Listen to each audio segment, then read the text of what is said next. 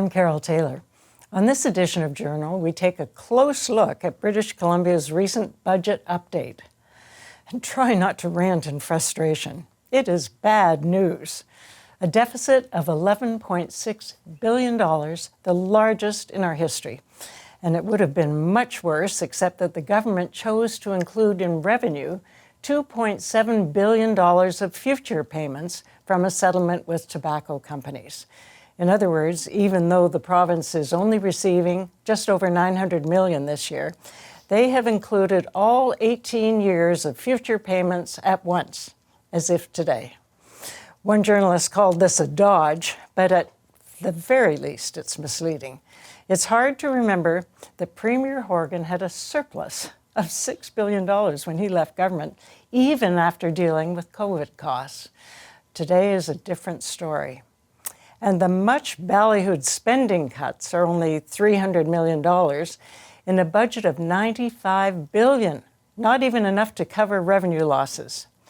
Talented journalist Rob Shaw, senior political reporter with Czech TV, says, "It's like bailing out a flooded bathtub with a shot glass while the tap is still running full blast." So why should we care? When households are focused on just trying to hold it together, paying their own mortgage and expenses. Well, it's exactly because households are doing that, trying to keep their finances in order, that we should expect our provincial government to do the same. Joining me to analyze how desperate things are in BC is David Williams, Senior Policy Analyst with the Business Council of BC.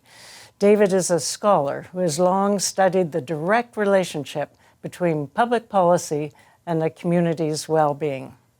Back in a moment. David Williams, BC joins me, and I think you've probably had a cheery week and a half the way I have, just trying to read the budget update and not pull my hair out. That's been a recurring theme over the last few updates. When you look at the provincial budget, it doesn't matter whether you look at the operating expenses or whether you look at the capital expenses. Every time we get a budget, or usually an update, the entire line of spending just ratchets up each time.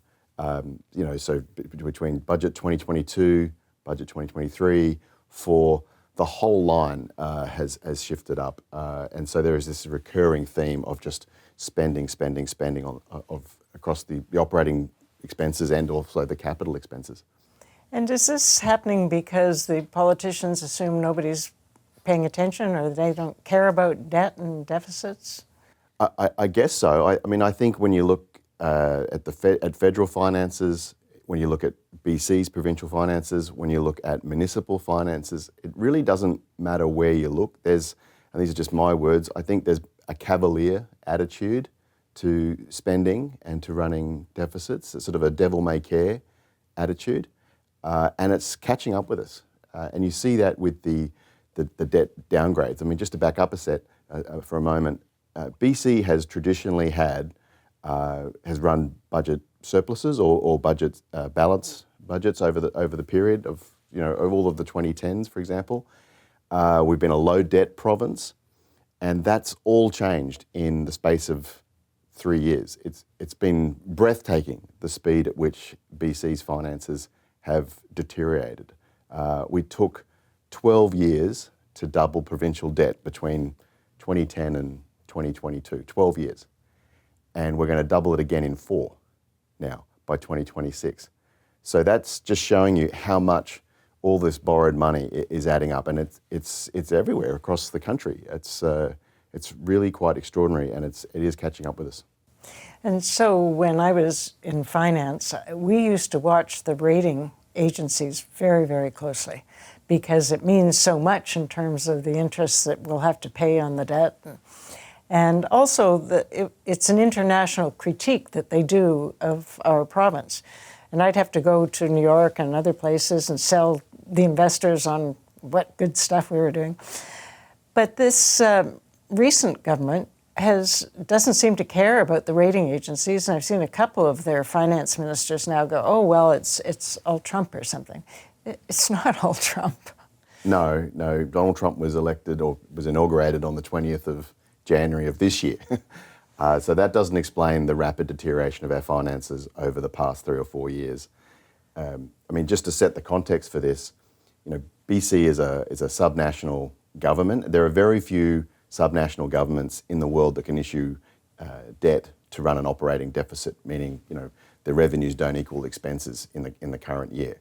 There are the Australian states, which is very similar in their setup to Canada, and then there are the Swiss cantons. There's some Belgian regions as well. So in that class of sub-sovereign debt, you can compare how does BC compare to the Swiss cantons?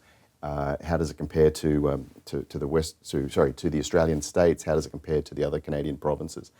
And up until July of 2021, we had a AAA credit rating, the same as Zurich and many of the other Swiss cantons, Western Australia, another strong resource-based economy. And when you have a AAA credit rating, what that means is you're almost impervious to external shocks. You're very, very strong. It's a good place to be. And we had that up until July of 2021. And we've seen consecutive downgrades by credit rating agencies over the last 4 years.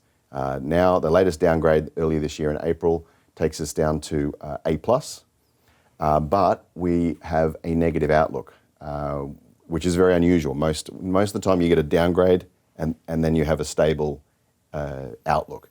We have a downgrade and a negative outlook, which means potentially, if we stay on this track, there's more to come.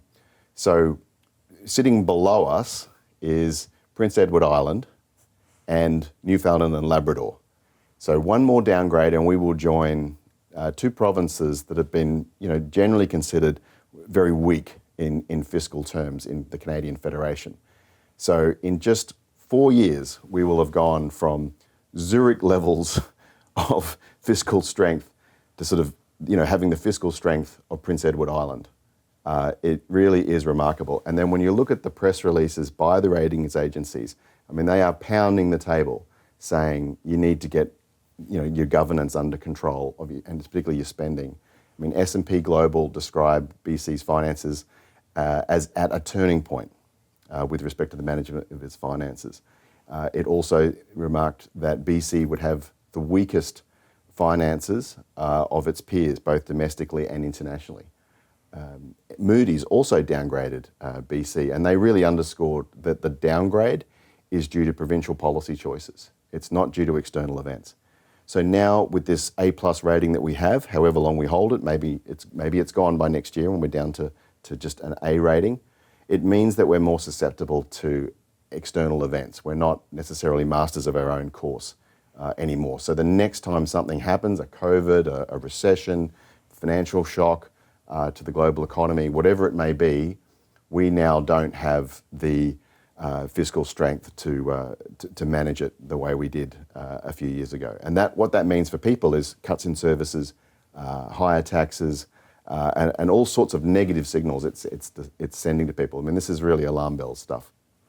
I'm sort of wondering how far down you can go, because if you're running your own household, there's only so much you can do on your credit card and your bank loans and missing payments, and somebody blows the whistle and you have to declare bankruptcy.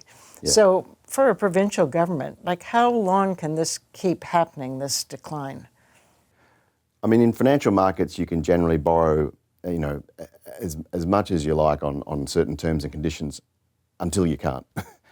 And that's the problem. At some stage, this blows up and somebody doesn't want to lend us the money. And that's when our costs go through the roof. But even with the outlook that we have, I mean, debt servicing, you think about how much interest British Columbians have paid on government debt. Traditionally, over the past 15 years or so, we've generally paid about $530 per person, per head of population, on government debt. By the end of the forecast horizon in the budget, that number goes from $530 per person to $1,300 per person. That's just to pay the interest on government debt. And there's roughly 2.4 people per household in BC. So back of the envelope calculation, that is about $3,000 per household just to service the interest on government debt per year. $3,000. It's an extraordinary amount of money. Not going to healthcare, not going to social services, not even going to business development. It's going to the bank. That's right. I mean, debt servicing is seen, of all the budget items that have increased in spending, debt servicing is third after health and education, but it's actually above social services over the last 3 years in terms of the increase. So yeah, this is all borrowed money. And so would you say this is a really bad update? Well, it is. There are some silver linings in the update. For one, we've generally seen increases in operating expenses from budget to the first quarterly report over the last few years. So every time we get an update. This time around, operating expenses pretty much are on track with budget. So the spending track is still not great, but at least the whole trajectory of spending hasn't just shifted up again as it's been doing. What declined this time was the revenue line because of the slower economy and the trade dispute and so forth. But still, over 3 years, you're looking at an extra $5.5 billion deterioration in BC government finances, which is quite breathtaking. And that, of course, is with this accounting business that they've done. I think it's quite deceptive. One journalist called it a dodge. Somebody I know called it a fudget budget. We're going to take a closer look at what was really in the budget. We'll take a break first and then be right back. David Williams, I have to ask you what you think about the accounting that was used in this latest budget update. There's been lots of discussion about it, the fact that they are receiving over the next 20 years, I think, a settlement from the tobacco companies. And they've decided to put all that revenue that's out there in the future as if we're getting it this year to help offset what would have been a much bigger debt. Yeah, that's deficit. Right. And so what do you think about it? I know that in your press release, you're always very polite. You said it was curious. Yeah, I think that's being generous. I mean, a bit iffy might be another way to put it.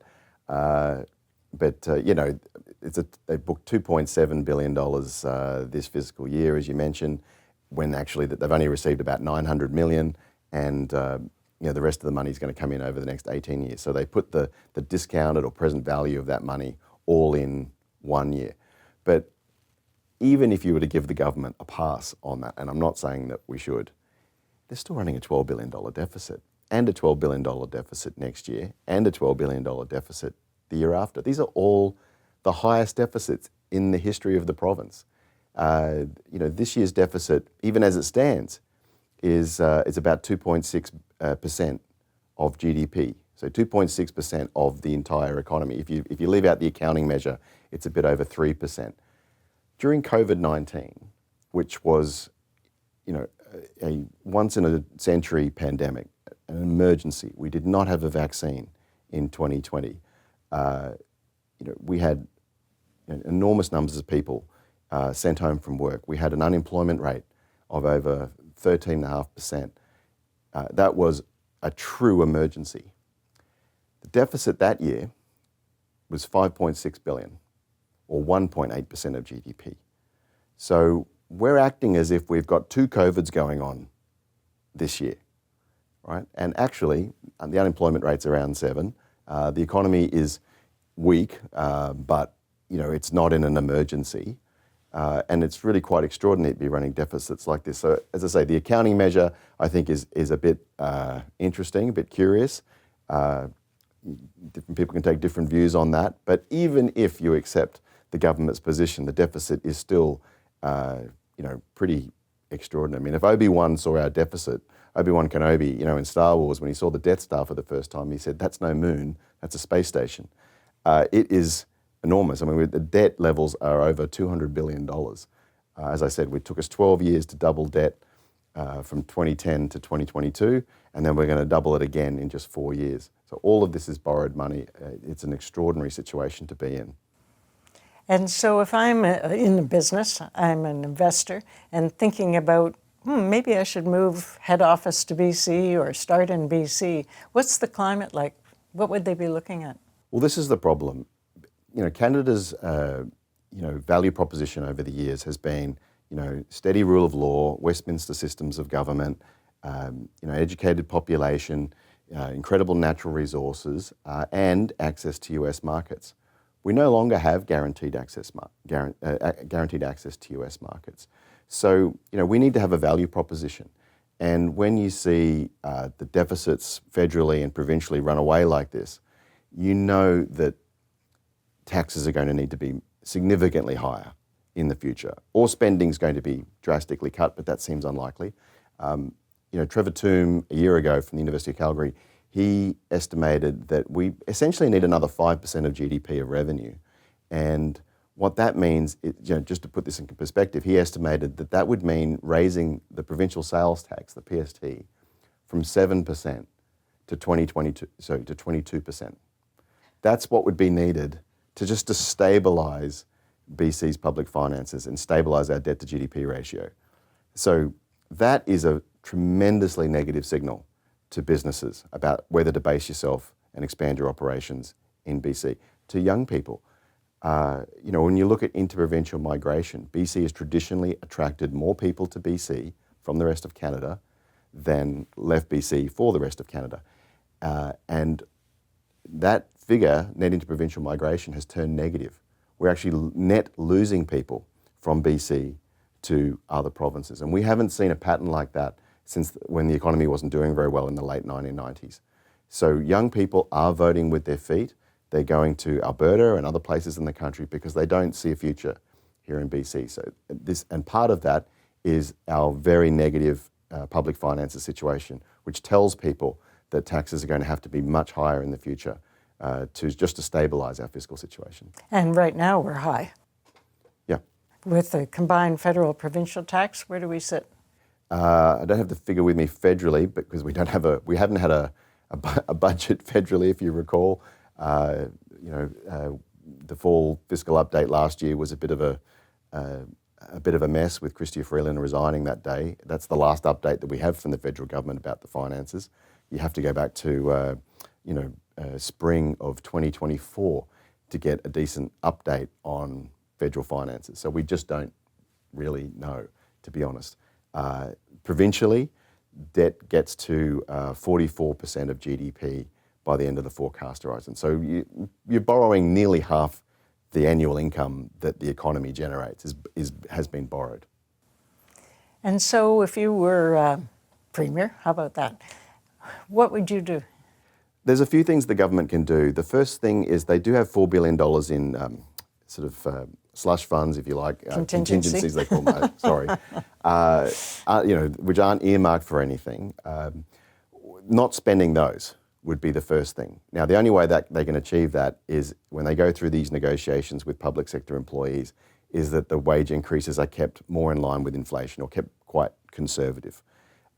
So that would be one. Second of all, I think they need to adopt a fiscal anchor, which is really a guideline. It's a discipline, and what the government has lacked over recent years, in my view, has been, and in the ratings agency's point of view, has been discipline.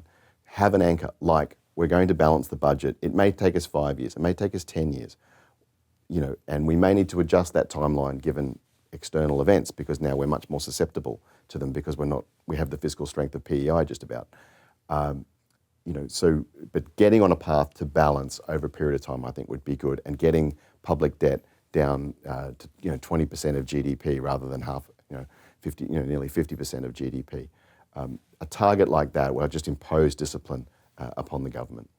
What about the civil service and numbers? Have they been increasing the way the feds have?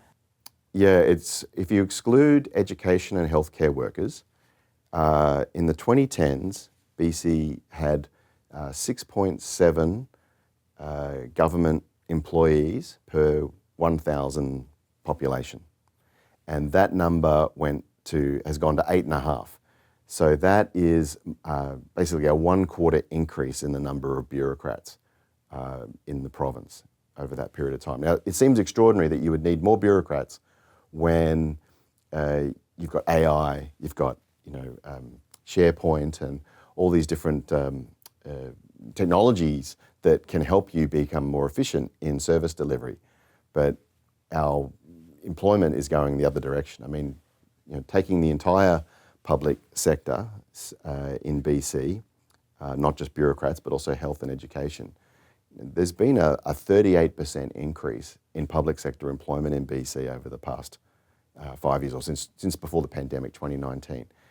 In terms of private sector employment, 5% growth. So 38% growth in the public sector writ large, and only 5% growth in the private sector. And then the bureaucracy, if you look at that, there's about a 1/4 increase in the bureaucracy.